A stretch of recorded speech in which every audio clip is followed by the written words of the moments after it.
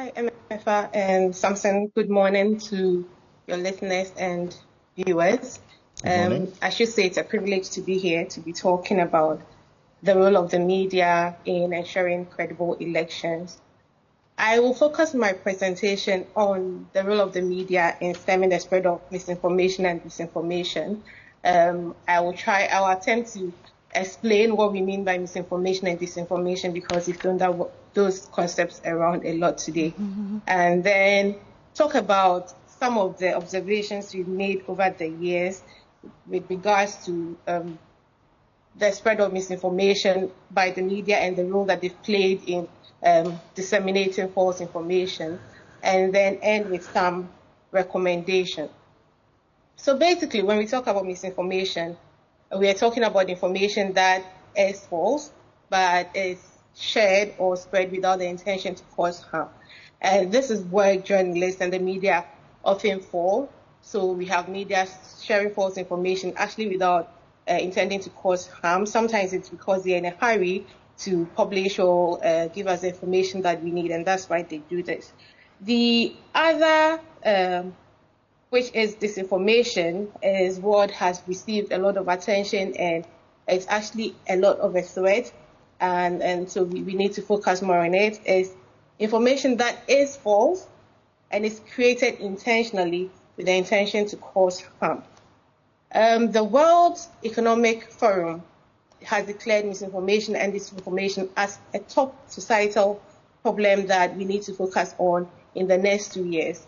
And in fact, a study by UNESCO in 2023 has identified, a study about the 16 countries heading to the polls in this year has identified that citizens are really worried about the spread of false information as they head to the polls. And so for us in the media and in civil society, we have our work cut out for us, and so we need to do a lot to focus on stemming the spread of false information and ensuring that our citizens do not really feel that this is a threat going into the election. When we talk about the media and then false information, the spread of misinformation and disinformation, we realize that we can focus on two aspects. The first being that the media sometimes is the one creating and spreading false information. I should say that when we are talking about the media in this aspect, we are not really, you'll find that traditional media aren't really the ones who do this. It's usually the online blogs who sometimes, for various reasons, sometimes political reasons, financial reasons, are the ones that create this kind of false information. The other aspect is when media becomes a target to amplify the spread of false information by bad actors. When you look at the trumpet of the trumpet of amplification of false information, you look at how false information spreads or comes in the public space, you'd realize that it starts very small in one little corner, one person creates a false information, but then they need traditional media to be able to amplify it. They know that traditional media has a lot of credibility, and so you're targeted. One of the previous speakers spoke about the empire-building nature of media that we are seeing recently, and the fact that media, an MFW study has said that media audiences are concentrated in just 4 news shows, over 87% of them. So it means that should one false information get onto one of these platforms, a lot of people are going to get access to it. Bad actors are aware of this, and so they take advantage of it and then try to entice or manipulate traditional media to get their false information across to audiences who otherwise would not have access to this information. So over the years, the civil society sector has focused a lot on the work that should be done in the media space, and we've realized that the media in Ghana oftentimes lacks the capacity to even identify, to spot false information and to deal with it. We've had instances where we've trained journalists, and it's surprising that, what you expect them to know, they do not know. And then also we've realized that journalists do not have the capacity to to use digital verification tools. A lot of the misinformation these days are from social media, and they are in images or video formats. And then there are digital verification tools that can help us to verify these images or digital videos. But we find that the basic skill to be able to use these tools, the journalists do not have. Some of these tools also aren't free. You would need, to pay a premium to have access to them. We also find that journalists the newsrooms do not have the funding needed to access these tools. Then another reason why the media is complicit in the spread of false information is access to information. In Ghana, and a lot of the rest of the Anglophone countries, we have access to the RTI bill now, law, which we can use to, get information we need in our reportage.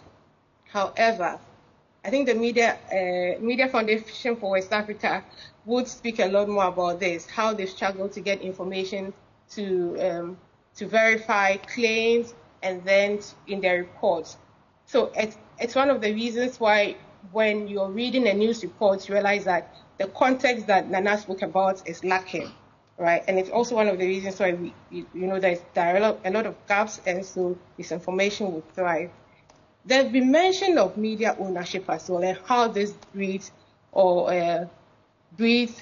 and helps in the creation and spread of misinformation and disinformation. So you'll be surprised to hear a journalist who is very much aware that information they are putting out on their platform is false, yet they say they can't do anything about it because their owner or the newsroom owner says this must go out, right? And so media ownership plays a role here. Then we have the business model of newsrooms, where a lot of the time, because of the interest of newsrooms to protect their source of funding, they are unable to do much to go beyond the norm and then actually fact check and verify information for the public. So when Sami asked me yesterday to speak today on this subject, I tried to do a little bit of experiment to find out what AI, Meta AI specifically, could tell me about the history of Ghana's media when it comes to the spread of false information. Are there specific trends? So I just typed in Meta AI. If you have WhatsApp, you could try it yourself right now. I just typed, can you please give me examples of misinformation in Ghana's 1919 elections? So it gave me a list of 8 things that they said had happened. Then I went back and then asked them again to give me examples of false information, misinformation and disinformation that spread in the 1996 elections. Surprisingly, I expected some differences in the response that I was going to get from Meta AI, but I realized that they gave me the same trends or the same things that happened in 1992 as happening in 1996 without any variation in words. It was verbatim, right? And so what am I trying to say here? With AI, a lot of us think that our work is cut out for us. I should say that when they gave me the response, what they thought was the trend of misinformation in 1992 and 96, I asked for the source of information, right? Because I didn't want to come here and then misinform. And I think they gave me 4 articles that they said they had sourced this information from. I took the time to read for all 4 articles, and they made no mention of the trends that I was given. So what is the lesson here?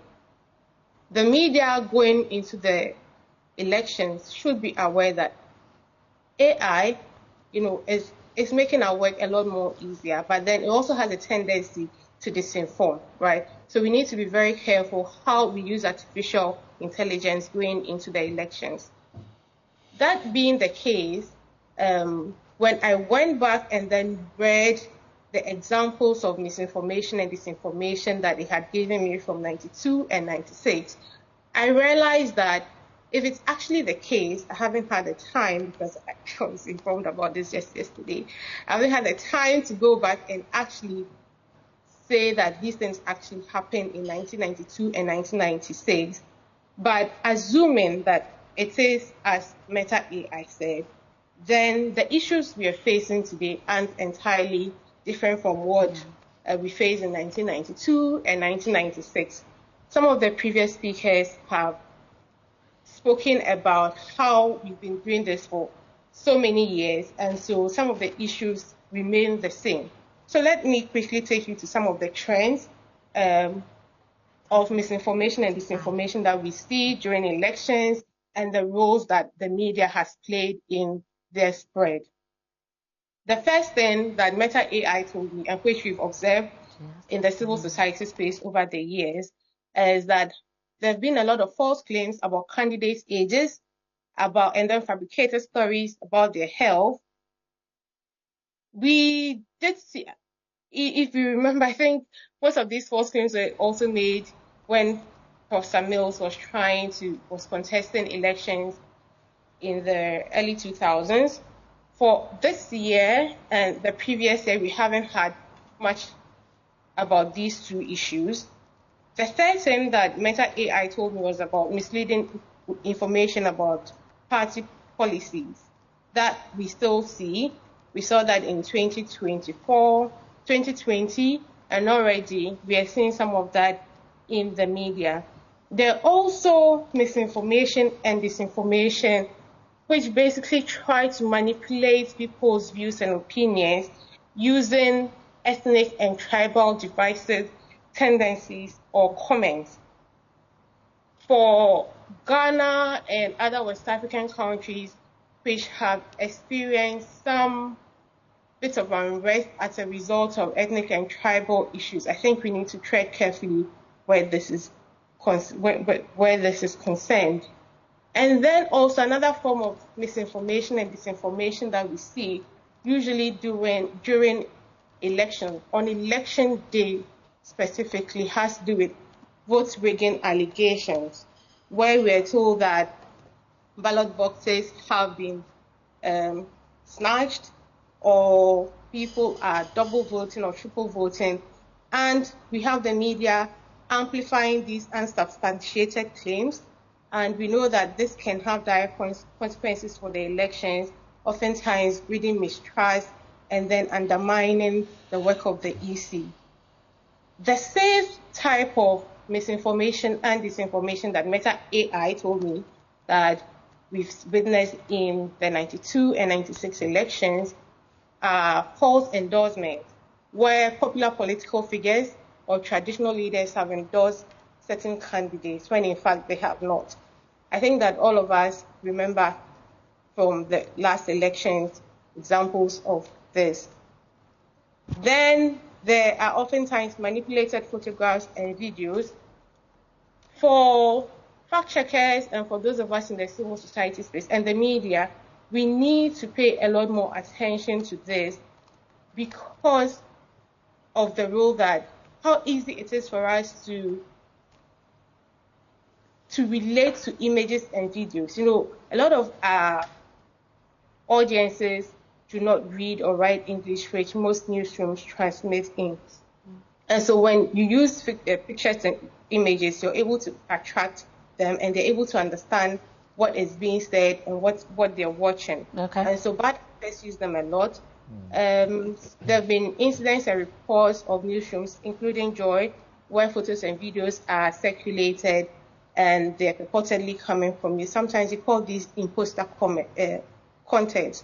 All it has is a logo of Joy, and it gives it some credibility. Okay, and Caroline, I think we have a picture like that I'm sure that we can show you, so we can quickly wrap up on that. So I'm sure our producers will just put that up. At least is the picture that Anna has also been referring to. Yes, so there was this picture that was put up, and you will see that there was a reaction to it on the Daily Graphic reports online of the December 21, 2021. It's come up again. People are using it. That the EC boss, Jean Mensah, attended an NPP, conference in Kumasi, and you see the picture there. That's not her, but it's circulated in a way that people believe it, and it heightens the tensions. People who have suspicions about the EC's work, it heightens the tensions, and this could also lead to issues of violence, mistrust, and all of that during the elections.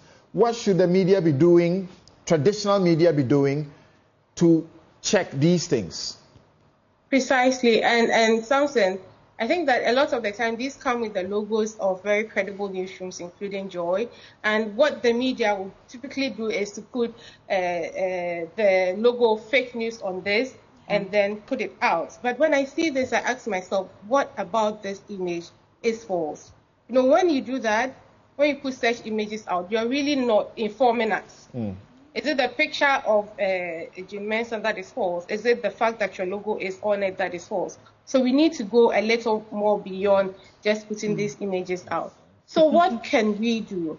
Some of the previous speakers have actually touched on it. In a minute, please. Sorry? In a minute. Please go ahead. Make your answer in a minute. Okay. So we've spoken extensively about the need for fact-checking and then the need for trainings. We also need to, as a media, focus some attention on pre-banking, before the false information comes out. You need to fill the existing information gap. What are you seeing? What are the potential false informations that will come out? And what should you put out so that when your audiences see the false information, they are already inoculated so that they do not actually believe or trust the false information that is put out there. Thank you very much. Caroline Anipah there. She's a media and communications consultant. We are grateful that you made time to join us, even though you mentioned